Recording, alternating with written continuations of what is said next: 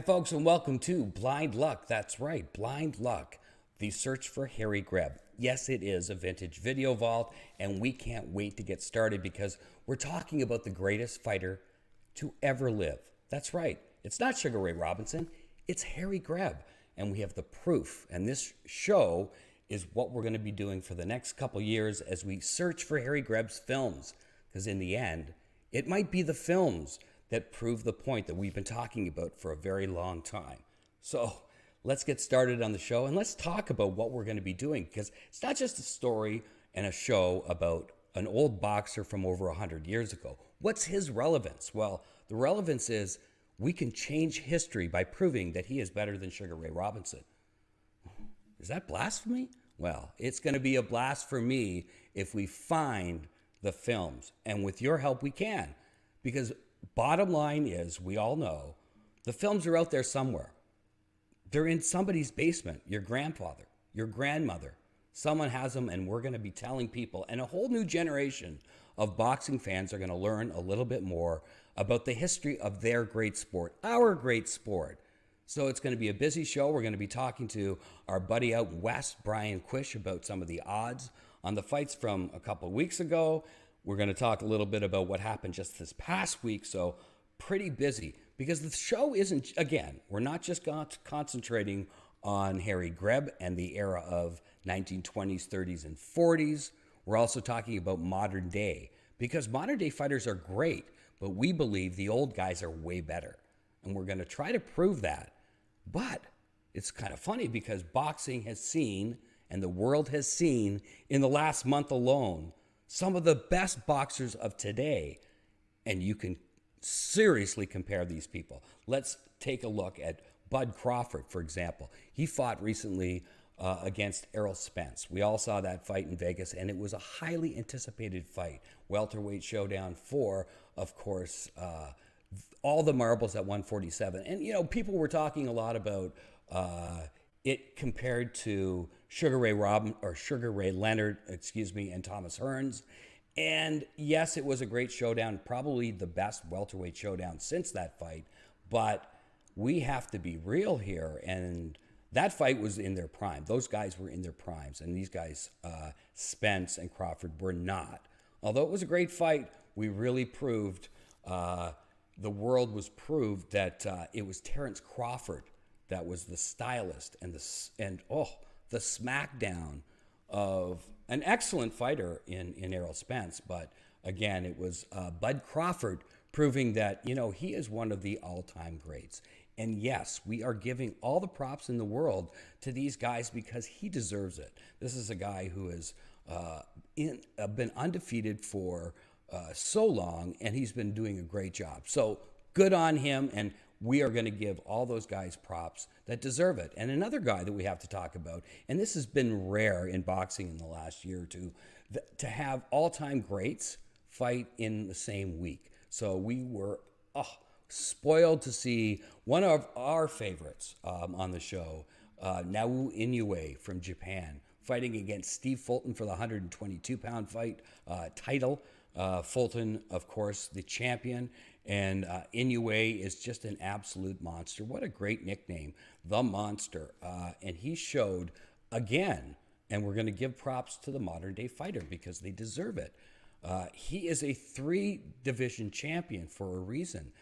I had the luxury, and I mean luxury, of seeing his first fight in North America when he was 7-0 down in California, and it was awesome because you could see that there's something special about this man. And he's like 30 years old now, so he's fully in his prime, and he is, you know, no other fighter that I've seen in the last 20 years puts torque on his punches like the Monster. And it's going to be exciting to see what he does in the next couple of years. He says he's staying at 122, and that's probably the limit right now. But you know what? 126, you never know. You never know. This man can fight. This man can fight. So let's move a little bit ahead and talk to our friend out west now and bring him into the show.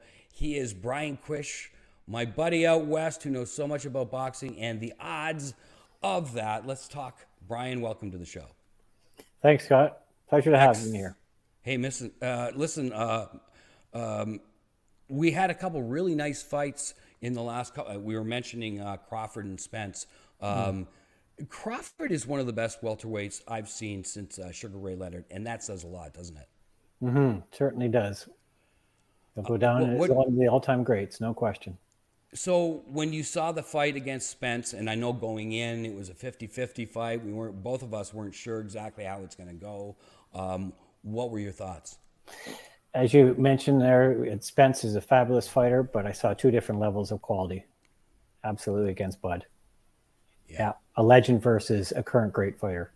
yeah. Good, Yep. good, good on you on that one. Yeah, for sure. And there has been rumors that they're going to be fighting again. There is a clause in their contract for a rematch, and the rumors are that it would be up at 154. I think that Spence wants that because he was probably a little bit, having difficulty getting down to 170 or 147.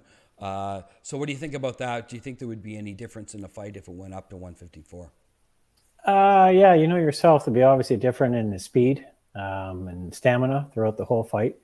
But as you know yourself over watching his career, if you look at the way his ability to adapt, that's what puts him in the category of being a legend. Won't be a problem. I Yeah. don't think it will be for him. I think, like any great fighter, he'll just adapt with basically the class he's given and figure it out. Yeah, change his style. I think he's the best that I've. Well, he's certainly the best switch hitter since Marvin Hagler. I think Mm. he's probably smoother than Marvin Hagler in that regard. And what you said, the word that you said that was perfect was adapt. He adapts better than anyone. And in this fight, it didn't take him long to figure out Errol Spence. He usually takes 2 or 3 rounds and then figures him out. But he knew he didn't have the luxury with the skill level of Errol Spence. He went after him and figured him out a lot earlier than I thought. And yeah, it was a dominating performance, wasn't it? Again, one class one versus class two. You can Yeah. definitely see he's on his way up for another level. No question at all. Yep. Speaking of going up a different level, we've been watching Emmanuel Navarrete for the last couple of years. When I first saw him at 122, and I'm thinking, how he gets his body into 122 was remarkable. So now he's gone up to 126, and then we saw him fight recently against Valdez. So talk about that fight in particular recently at 130. The Mexican dust up in the desert, Yes. without question. I see it as, you know yourself, from an odds perspective. Obviously, I was watching the fight just by pure, knew it was going to be an all-time great fight. But I looked at it from the odds perspective and looking at, for instance, what Valdez was coming in to win at. It was minus 175, so the payout for $100 would be 157.14. And I thought that was a generous odds for Valdez, whereas for Navarrete, he was plus 150. So $100 bet would pay out 250. And I thought that margin was way too much. Essentially, they were giving Valdez too much respect. Or better yet, the other way around, Navarrete, not enough respect, as we obviously found out. Sure. Yeah, no, he dominated, I thought. Yeah. So, and the other element to the betting, of course, there's always the third way because people can pick the rounds, but you can, pick one fighter to win, the other fighter to win, or you can pick the draw. And the draw was in at a very healthy odds at 16-1. So Right. 100 down is $1,700 payout. Wow. So I think for the quality level of fight that you were getting there and we got there, the payouts and the odds were fantastic for the better. A great fight to put some money down on. And of course, if you're in the Navarrete camp, you know yourself, a fantastic fight to put some money down on. Because that plus 150 for him, that was a gold mine. Yeah. Because when I looked at it, for instance, to get away from the odds, but just comment on some of the things I saw in the fight, without question, the judges got it right and unanimous, without doubt. There's always a question, whereas in who won what round, who won the other round. But when you look at the entire scope of it, without question, is Navarrete's. One of the unique things I found watching the fight, and you can help me out here, Scotty, too, as well, with your opinion, is his reach dominated. Navarrete's reach and his unorthodox style really messed up Valdez in his approach. It's funny because you say unorthodox, and I was going to mention this because it's so important to remember that, because the reason why, and we'll be nailing it down to anybody that watches the show and who is interested in learning more about Harry Greb. It's the unorthodox fighters out there that are successful, because no one sees that in sparring. Try to find somebody that fights like Navarrete in sparring for Valdez. Very difficult. And Harry Greb was the same way. Unorthodox. Manny Pacquiao was the same way. I was waiting for you to say that. I was waiting for coming in at different angles that make it very difficult for people to figure. Normal fighters that see normal things in sparring. So yes, Navarrete had he stayed at 126 so short. It was because his body is he's a big lad. He's built for it. I think this guy has, it's going to be tough to beat him. He takes a good punch. He takes an excellent punch. He's only been down once. And his volume punching. I mean, there was one point, I believe, in the 8th round where they were saying, midway through the round, they were saying, well, Navarrete's only thrown 39 punches up to this point, so it's a slow round. He's giving this round away. Well, by the end of the round, he had thrown 98 punches. Astonishing. It's just, he throws more punches in volume than pretty much any champion out there. It's exciting. And one of the great punches I know she was throwing was the left uppercut. He kept getting in some beautiful left uppercuts, which began to produce the damage to the right eye of Valdez. Yeah, for sure. So that when that right eye was closed, and at the end of the fight, I remember thinking Stevie Wonder could see better out of his right eye than Valdez's. That was damage. That was a lot of damage, and then that's a left uppercut coming in by Navarrete. It was unbelievable. Like he executed a left uppercut, best of any of his punches, in my opinion, to get inside to that right side, to that right eye. So it's just beautiful to watch. And the other thing I noticed too, when you're mentioning, getting in the 8th round, but the 5th and 6th round, Valdez actually came on. He came through, and he put on a good performance. He started scoring. He started getting his power punches in, and then the all-time, the 10th round. The 10th round was, I thought I was watching Morales versus Barrera, over again. It was an absolute war inside the ring in the 10th round. Yeah, I thought it was just the best round, bar none, obviously for obvious reasons. Yeah, well, I mean, Valdez is a 2-time Mexican Olympian.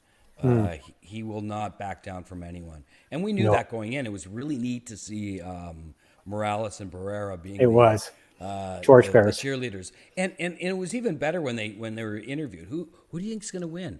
They wouldn't say. Yeah, classy. So classy. Yeah. We just won a good fight.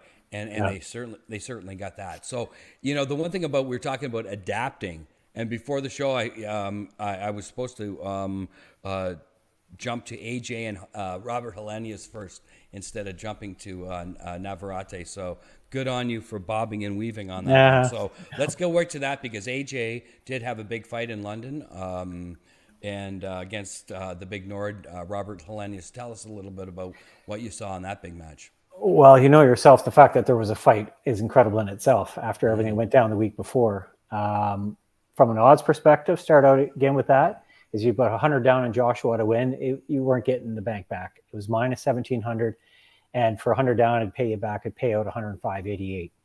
So it wouldn't buy you too many gumballs with that. Yeah. And then for the Finn, for Helenius, 100 down, 8-1, a payout of 900. But the line didn't move much the entire day on him for obvious results. I think maybe his mother bet on him. Maybe his mother might have bet on him. That might be about it. Maybe. There's your 8-1, but that's, and then the draw was at 25-1. So 100 down would pay out would be 2,600. And the odds of the draw happening, I think we all know, you'd have a better chance seeing Haley's Comet come by before you'd see that be a draw. That's as a result of that. So that's something, when I looked at it, I just went, okay. But from an analysis standpoint, I think you have to start with just commending Helenius for taking the fight after 1 week's rest. Yeah, sure. That's incredible. It is. So without question. And he came out in the first round. If you look at some of the numbers, he came out in the first round. He was the aggressor because he knew that was his only chance. He had to come out in the first round. Well, the critics of AJ, of course, will say that you weren't putting up much of an effort, and he bloodied his nose. He did. His nose was quite bloodied afterwards, and It was a, as we all saw, it was a one-hitter quitter. Mm-hmm. But I mean, everyone's gonna, Wilder did it in the first round, Yes, so there exactly. were a lot of people in the UK wondering Took you why he 7. wasn't, why it took you 7. Yeah. And he certainly didn't look interested. No. So He, he had better be doing something different with Wilder. absolutely. The word pedestrian comes to mind for me. Yeah. For the first few rounds. In the fourth round, Joshua started to come on, and the numbers will prove it. But it looked like he was basically not disinterested, but he was so super cautious that he didn't want to be embarrassed, which sounds odd to say that. But I kind of felt that was the case because the numbers started changing after the fourth round for punch counts and that. But at the end of the day, just the fact that Helenius hung in there to the seventh round, I just started seeing round 5, 6, and 7 where AJ was just basically waiting in the weeds for the moment to unleash the right. And then the moment he saw that opening in the guard, he just went right lightning bolt with the right. And it was like, it basically, if there's any question about Helenius' nationality, we all know he's Finnish after that shot. Yes. Yeah, 100%. So that's it. Like that's how it came down. Is I just saw him waiting, bang, boom. Yeah. That's it. Fight's over. And he could have did that, Scott, in the third or fourth round. I think. Yeah. He had the capability, had the opportunities. But maybe that's where that nervousness comes in from previous losses for AJ. So yeah.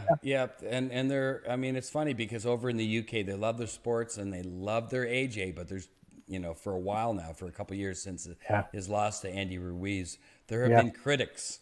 Yeah. And rightly so. I mean, he's getting paid a lot of money, but rightly so. Give him props for at least fighting, and getting in the ring. And speaking of getting in the ring, we're going to just talk about Usyk and Daniel Dubois will be at the end of the month. So when you get back you're taking a big trip to Ireland. Say hi to Katie Taylor for us. I will. And that she's got a big fight coming up in November, which we'll be talking a lot about. But when you get back at the end of the month, we're going to be talking about the big fight in the heavyweights with Alexander Usyk against another Brit, Daniel Dubois, who's only lost the one time, and he's going to lose the second time. But we'll see. We will talk about the odds there and give us all the updates when you're over in the UK because they love their sport over there. And, well, I'm actually bringing my gloves, Scott, just in case Katie needs a sparring partner. So. Oh, really? Yeah. Eh? You never know, right? Right. Jab your way in, my friend. I'll give it my best shot. Good luck to that. Yeah, that'll be fun, eh? And it's going to be a good fight because it's going to be fantastic. Yeah, I mean the rematch. She's up against it. The nation's going to be alive for it without question. Make sure. Yeah, so get some interviews over there and get us updated when you come back. And thanks a lot for giving us all this information about all the odds. And can't wait to get you back on the show. My pleasure. Thanks, Scott. Okay, we'll see you soon. Okay, that of course was Brian Quish out in our West Coast office. Can't wait to get some information from him on the Katie Taylor camp as he goes over to Ireland to cover a lot of boxing. He's covering every sport over there, actually. He's that kind of guy, and he is our guy. Can't wait to do it a little bit later. So that is our show. We'll see you next time, and make sure, look up Harry Greb, the greatest fighter of all time. And we'll continue the show a little bit later, so we'll see you next time on Blind Luck.